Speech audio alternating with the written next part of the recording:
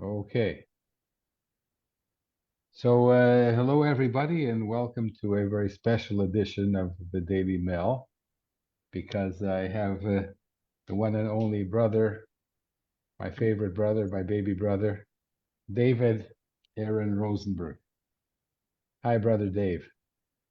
Hi, brother Mel. I could say the same thing right back to you, except you're my best, bigger brother. Okay, well, we won't go into that. But you're a guest on the show to talk about wonderful things about the Jewish people. I've decided that instead of ranting and going crazy by all the terrible anti-Semitism in the world and hatred for the Jewish people, it's time we spread some of the wonderful things about Jews in the world and how much we should be loved and not hated. So, Dave, I'm especially happy that you're here. Do you want to talk a bit about our upbringing? We were always taught to be very proud to be Jewish. Yeah, we lived in a city, Ottawa, Canada, which did not have a very large Jewish population. And we were brought up absolutely not just Jewish in the most Jewish sense in celebrating the holidays, but also so pro-Israel and pro-Zionistic. And I mean, you left for Israel in 1969 when you were just a teenager. So the proof of the pudding was in the eating. But we had just a very it wasn't we went to shul every Shabbos, but we didn't have a religious home. But on any given day, yeah, you'd be hearing kibbutz music on that hi-fi in the living room. And mom and dad always had an open house for Jewish people, Israelis, and also for non-Jewish people, which goes back to the time of Abraham. And 100%, mom and dad were very generous and had friends from all circles of life, all social circles. And the one thing that we know about Fagel, our mother, is that nobody to this day could cook a true Yiddish meal like our mother. I don't know about you. I can taste her cheese blintzes as we're talking right now. And in fact, after Fagel passed away in 2011, we actually put together a book of Mom's cooking, everything from halachkas to honey chicken on Shabbos to chopped liver, homemade, to rogalach for dessert. So yeah, we were Mel. We were truly blessed. And David, you turned out very well. You've had a stellar career. You were chief economist North America for Merrill Lynch, and then chief economist of Luskin Chef. Now you have your own amazing company, strangely called Rosenberg Research, out of Toronto, and you're doing fantastically well as you should. And in a previous interview, Dave, you talked about the importance of education in our house, and this is a Jewish thing, isn't it? Yeah, well, 100%. I think that is when people ask how the Jews lasted, how we've outlasted all our enemies and all the persecutions, um, and all the horrible things that have happened to us. How did we survive, and how did we thrive? Uh, and there's a few reasons, and education was a big part of it. And in fact, it's part and parcel, really, of the ethos of any Jewish family. Cleanliness and education and tikkun olam are really what is the manifestation of of a wholesome, meaningful Jewish home. It's right there, and of course, Hopefully, education. Look, in our own family. I mean, our mother taught kindergarten in Ottawa at the Jewish school, and our father, in his spare time, taught at the University of Ottawa. You became a celebrated university professor. Our sister Miriam, a high school teacher in Israel, and our sister Rena, back in Canada, had a dual degree in nursing and teaching. And I used to tell people that she couldn't make up her mind whether she wanted to teach nurses or nurse teachers or teach nursing. So even in our own household, I mean, I'm the only one who didn't have that pedagogical experience outside of 2 years of being a teaching assistant at the University of Toronto. But once again, proof of the pudding's in the eating. Everybody pretty well became a teacher in our own family. Now, you became a teacher in your own way, a teacher, a lecturer, an author. And you talked about Tikkun Olam. Dave, not everybody who listens to this is Jewish. Can you, a few words on Tikkun Olam? Yeah, it's what every Jew is really carries that responsibility, which is to make the world a better place. That's basically it in a nutshell. Okay, so we're going to segue now into your favorite Jews. So I'm giving my interviewees the opportunity to talk about a Jewish person who changed their lives and lives of the world, and because you're my baby brother, you get to talk about two people. Well, I was gonna talk about two people, but in the name of keeping it more time sensitive, I'll stick to one. David, my first one. I'm here in Israel. As long as there's no sirens, I can go on and on. You know, it's 8 in the evening. Well, I want to keep it focused. I mean, just to let the viewers know, one was biblical, and one was in the more modern times. The biblical one was Jacob, and of course, we're this coming parasha is the 50th anniversary of my bar mitzvah, which is Vayeshev. So the story of Jacob, and it spans several parashas, is very, very meaningful to me, and I think he was the most complex and an interesting person in the Torah. First of all, again, parsha is a portion of the Torah scroll that we read on Sabbath, and your middle son is also named Jacob.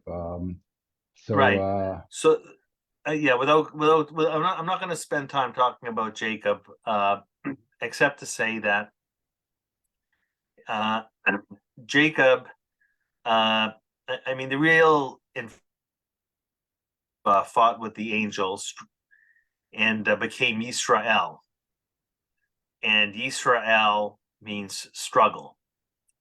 And the story of old Jacob, his whole life was a struggle, and he went through many changes to his character as a young man, as a middle-aged man, as an older man. And Israel means struggle. And that really, I think, defines Judaism. Judaism, we don't take anything for granted. There's no obedience. There's no just take everything on faith. We struggle. We struggle with God. We struggle with each other. We struggle with phraseology. We struggle with life. So that's what Judaism really embodies. So that's why it was really, I was going to say Jacob, but how Jacob became Israel. So Dave, that's a drush. Now I'm gonna have to explain what a drush is. That's no, you don't have to explain what a drush is. Okay, but you have to answer this question for me. These biblical figures, do you have to believe that they actually existed? That there was really somebody named Jacob who climbed the ladder, who fought with an angel, who had this running dispute with his brother Esau? Do you have to believe that these people actually existed? Of course not. We have no proof that any of these people in the Torah existed, but the Torah is really uh, a lesson in life, starting from the very beginning. And I love reading the Torah, and I love reading some of the most minute, the minutia of some of the most details of a half of a word in a sentence, and why is it there? It's really, I mean, the Torah is just a unique, unusual book, and the messages are how we should live our lives. And the people in there, whether they lived or not, it's not about them per se. It's about what's the meaning and what's the message from each one of these stories. And you got to remember the time that the Torah came out. I mean, it was civilization. I mean, we can talk about civilization today, and we know it's parts of the civilization look very uncivilized, but the Torah was it was like almost like the internet. You know, it was brand spanking new. The fact that we would actually have a society that would live by laws, because society was lawless previously. And then all the people are protagonists in a play, and the play is really the book of life and how we should be leading meaningful lives. And so there's different stories. The story about Jacob is just interesting because it shows it's a whole life of deceit and trickery and cowardness, and then one of remorse and of gratitude and of having his own, we say in economics, mean reversion, where he was tricked, and how he ended up becoming just a sensational father and grandfather and a true leader. So that was you read the story of Yaakov in the Torah, and there's got to be something in that whole life that touches you. But it's really about how he was able to turn his life around in a positive way. Because the first half of his life wasn't so positive. So a lot of it is just about redemption, and it's about the one thing that we should always be cognizant of is saying sorry and saying thank you, saying sorry. That is life. That is Jewish life. Remorse and gratitude, gratitude and remorse, and it was embodied in the life of Jacob. So that's basically it. But he was. He's not really who I wanted to talk about. I wanted So one to thing talk about. before you leave, you got me thinking. So first of Yeah, all, okay. so people are going to say before the Bible there was the Hammurabi Code, and we maybe weren't the first people to codify laws of decent human behavior. But we are the living, of all the laws. There's no Hammurabi people around, and we're still around after over 3,000 years. So we are the people living with this ancient law. That's the first thing I wanted to say. And the second thing is I tell my students that you can't know whether these stories are true or not. And if, of course, if God wrote the Bible, well, that's something special. But if people wrote the Bible, as researchers think, then I think that's even more incredible, that people are actually able to write these stories of heroes who were not perfect, who were fallen and had to get back up and redeem themselves. So, David, this was beautiful. So, a more modern Jewish person. Well, I am for anybody that knows my work as an economist and a financial market strategist will know that I am a contrarian thinker. So The person that I want to pay homage to today is Levi Eshkol. And Levi Eshkol was Israel's third prime minister from 1963 to 1969. And Mel, I believe that he is an unsung hero. He was extremely influential in Israel's creation and development in its first 2 decades. He was a true revolutionary and a visionary, and yet amazingly, nobody knows who he is. I did an informal poll, and not one person under the age of 60 has ever heard of Levi Eshkol. And yet, when you look to his immense achievements, you begin to wonder why there isn't a plaque, a monument, or a statue of this guy outside the Knesset. He was no less significant than Ben-Gurion, Dayan, Golda, Rabin, Sharon, or Peres, and yet he's a complete unknown. I don't even think they teach about him in Israeli schools, which I consider to be a huge affront because he was a hero in so many ways, and he was also extremely humble and modest. And maybe it was that humility and modesty and unwillingness to take the credit for his achievements that cost him notoriety and fame. But his story has to be told because it's so inspiring. Just like Jacob's story is inspiring. And especially today, given this current time of despair and longing for political leadership. So just to cut one or two things about the man, David. Well, look, I think I mentioned third prime minister, 1963 to 1969. 6-Day War. Yeah, and then that's what I mean. I mean, it should be. Well, the first thing that comes to mind is that people don't know about this guy. First thing he accomplished in his first year in office was he was the first Israeli prime minister to receive an official invitation to Washington. Not Ben-Gurion, it was Levi Eshkol. And as Mel said, he was the one who presided over the 1967 war. Again, when I ask people, who is it that led Israel at that time? 6-Day War. They say 100% of the time, Golda Meir. Golda They say Meir. Golda. Well, they say they think it was Golda Meir. It wasn't. It was Levi Eshkol. And the thing is that think of how prepared he was. He was proactive in 1967. Golda was reactive in 1973, and yet she's arguably, the most famous leader Israel's ever had. Right? There's plays about Golda, there's movies about Golda, countless books written about Golda. Not Levi Eshkol. And But he didn't wait.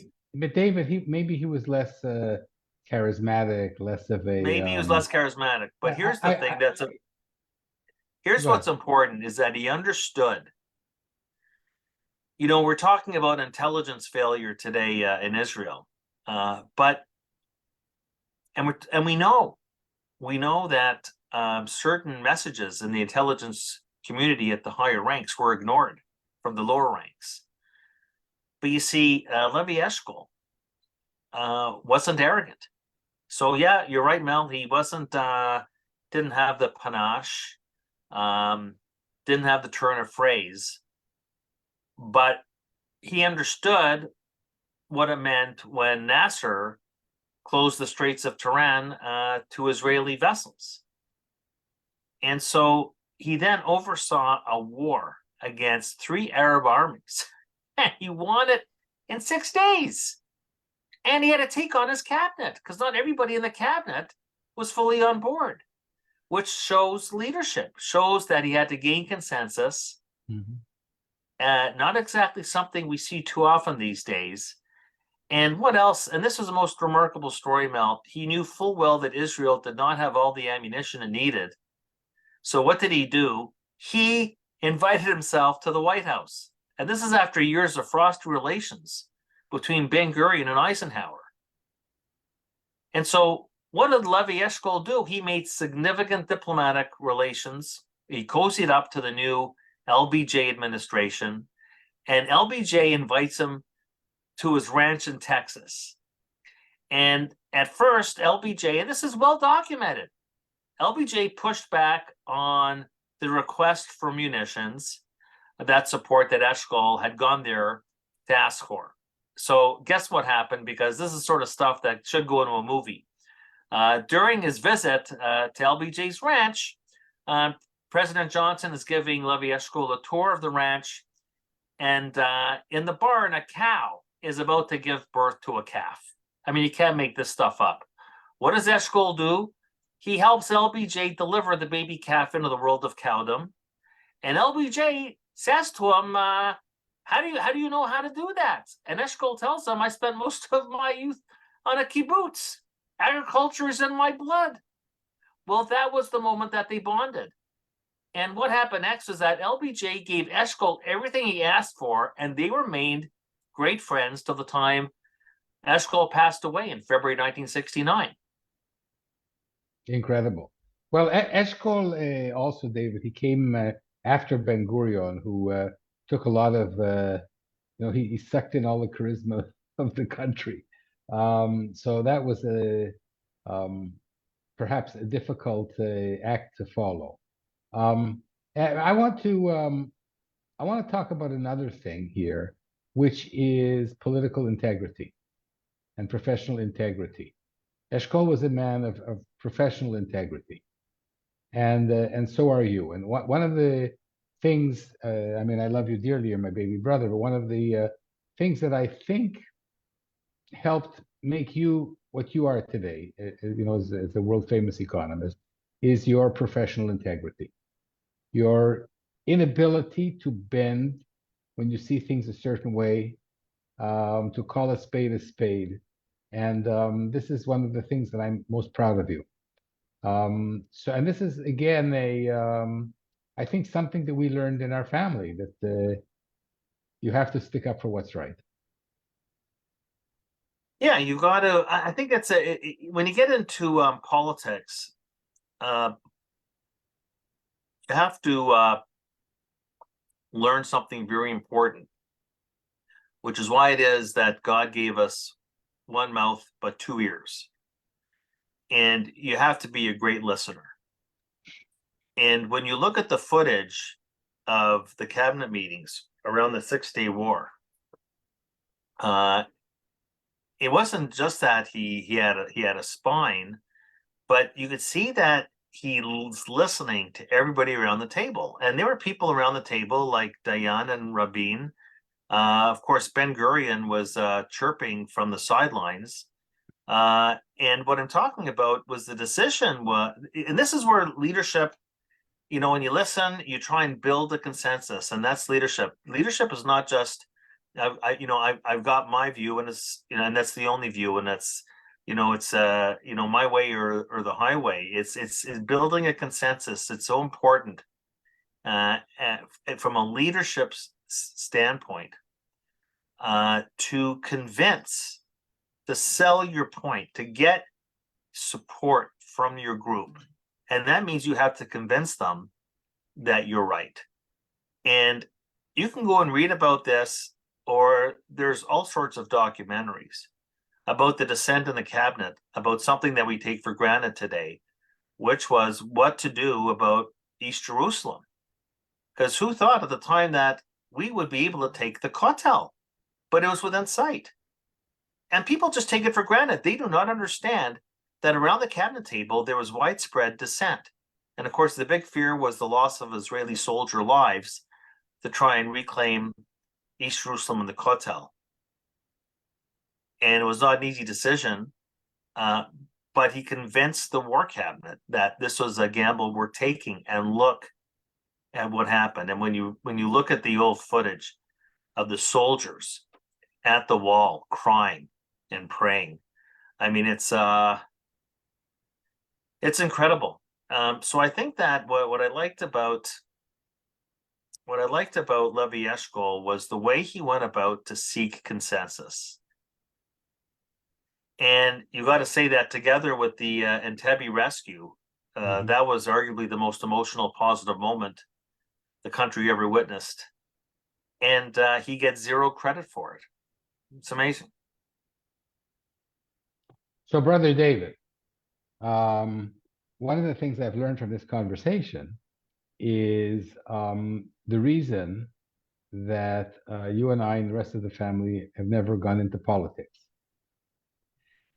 And do you want to know why that is? That is because even when we don't succeed in garnering consensus, we still stick by our guns. And I'm delighted that you talked about Levi Eshkol, who was a person of a principle, but also a politician who was able, at the end of the day, to get other politicians on his side. And you and I and the rest of the Rosenberg family are people who, when we believe in something, we fight it, even if we're the minority.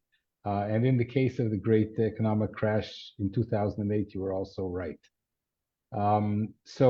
David, from us here at Israel to you downtown Toronto, sending lots of love and thanks for being you and for helping me share love of the Jewish people. Am Yisrael Chai. Am Yisrael Chai. Love you, bro. Hope to see you too. soon. Thank you very much, Mel. Thank you. And we're going to end with Paul Keller's song that he wrote in honor of this show. See if I can figure out how to do this. Yes, I can. Here it is.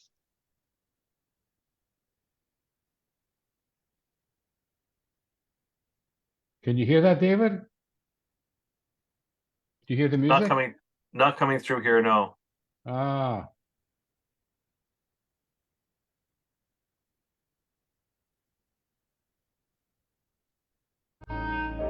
Oh yeah, there we go.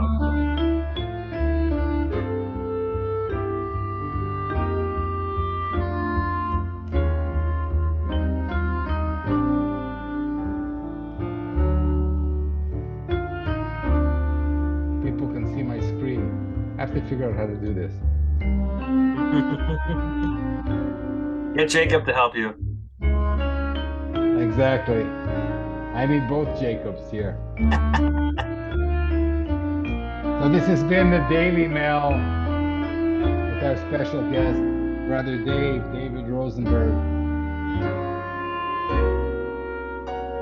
Be well, my dear brother. You as well. Thank you, Paul Keller, for the music.